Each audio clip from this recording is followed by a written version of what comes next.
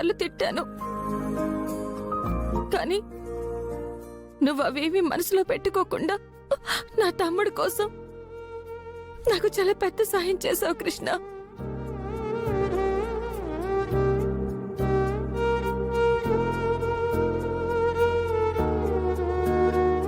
ఏంటి కృష్ణ, ఏం మాట్లాడవేంటి?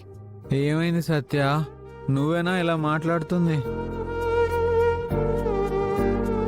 ఎప్పుడు చాలా కాన్ఫిడెంట్ గా, చాలా కంట్రోల్ గా మాట్లాడే సత్య ఇప్పుడు చిన్నపిల్లల్లాగా ఏడుస్తూ నాకు థ్యాంక్స్ చెప్తూ ఇలా కొత్తగా మాట్లాడుతుంటే అసలు నువ్వేనా మాట్లాడుతుందని నాకు డౌట్ వచ్చి చూస్తున్నా.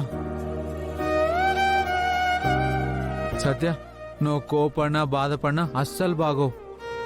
ఎప్పుడు నవ్వుతుంటేనే బాగుంటావు. నువ్వు ఊరుకో కృష్ణ. చాలా థ్యాంక్స్ కృష్ణ. నందిని, మనలో మనకు థ్యాంక్స్ ఏంటి? నేను ఆపదలో ఉన్నప్పుడు మీరు నన్ను చాలాసార్లు కాపాడారు.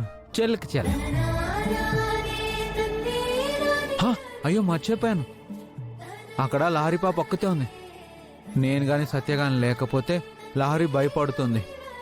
నువ్వు ఇక్కడే ఉండి రాఖీకి నయం అవ్వగానే వాడిని జాగ్రత్తగా ఇంటికి తీసుకెళ్ళు. నేను లహరి పాప దగ్గరికి వెళ్తాను. Bye bye Nandini. ఈ రోజుల్లో ఎవరిని నమ్మకూడదు. దొంగతనంగా డబ్బులు తీసుకెళ్లాడు. అది నాన్న వాళ్ళు చూశారు కాబట్టి సరిపోయింది. అయినా వాడు ఎందుకు ఇలా చేశాడో పోలీసులు తేలుస్తారు. ఫోన్ చేశానుగా, ఈ పాటికి వస్తూ ఉంటారు.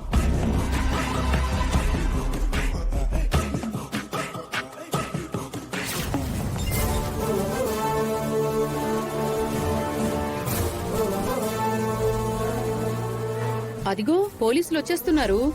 రండి సార్. మీకు కాల్ చేసింది నేనే సార్. ఏం జరిగింది? ఏం లేదు సార్, మా ఇంట్లో పనిచేసే తోటమాలి మాకెవ్వరికీ చెప్పకుండా మా ఇంట్లో డబ్బులు దొంగతనం చేశాడు. ఆయన వివరాలు ఏమైనా చెప్తారా? వివరాలెందుకు సార్, వాడే ఇక్కడికి వచ్చేస్తాడు ఇప్పుడు. కాకపోతే మేమెందుకు కంప్లైంట్ చేశామంటే నేను దొంగతనం చేయలేదు అంటాడేమోనని. ఎస్ఐ గారు వాణ్ణి పట్టుకొని ఎందుకు ఇలా చేశాడో 4 తగిలించి శిక్ష విధిస్తారేమోనని మిమ్మల్ని పిలిపించాం.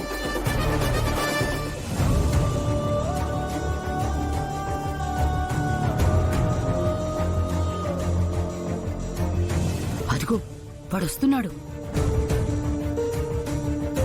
వాడొస్తాడు. ఎందుకంటే నేను దొంగతనం చేయలేదు, నేను డబ్బులు తీయలేదు అని అబద్ధాలు చెప్పి మళ్ళీ ఇక్కడే ఉండడానికి ప్రయత్నిస్తాడు. సార్, దొంగతనం చేసినోడు మళ్ళీ ఇంటికి రావడం ఏంటి? వాడి దొంగతనం బయటపడకుండా ప్లాన్ చేస్తున్నట్టున్నాడు తిరుపతి. ఎస్ఐ గారు చెప్పండి సార్.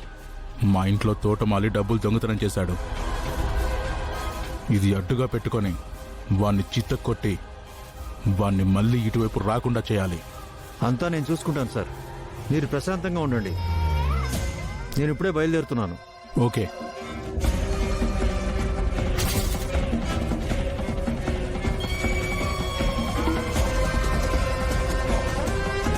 ఏరా, ఇక్కడ పనిచేస్తూ ఈ ఇంట్లోనే డబ్బులు దొంగతనం చేస్తావా? లేదు సార్, నేను ఆ డబ్బులు ఎందుకు తీసానంటే. ఆపరా, దొంగతనం చేసిన ప్రతివాడు ఏదో ఒకటి చెప్తూనే ఉంటాడు. రా పదా.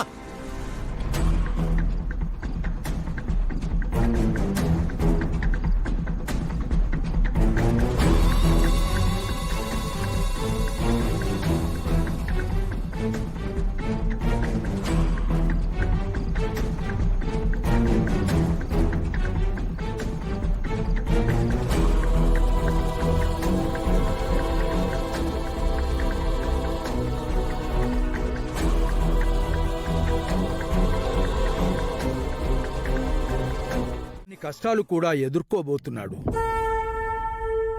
వాటన్నిటినీ జయించిన తర్వాత మాత్రమే మీ మనవడు మీ దగ్గరికి చేరుతాడు.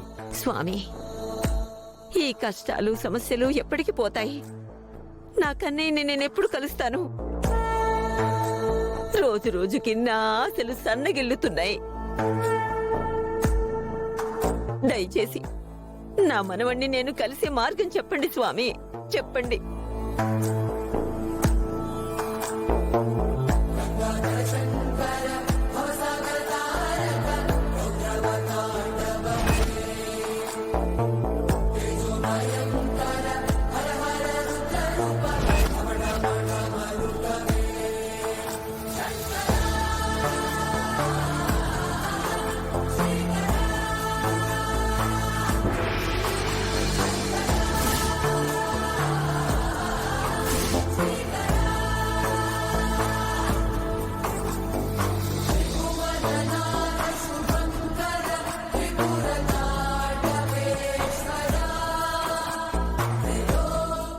భక్తితో ఆ పరమేశ్వరుణ్ణి 21 రోజుల పాటు పూజించి ప్రసన్నం చేసుకోండి.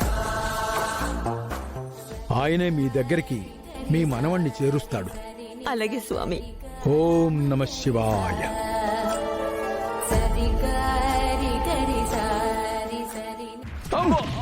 చెప్పరా అమ్మో ఎందుకు దొంగతనం చేస్తావు?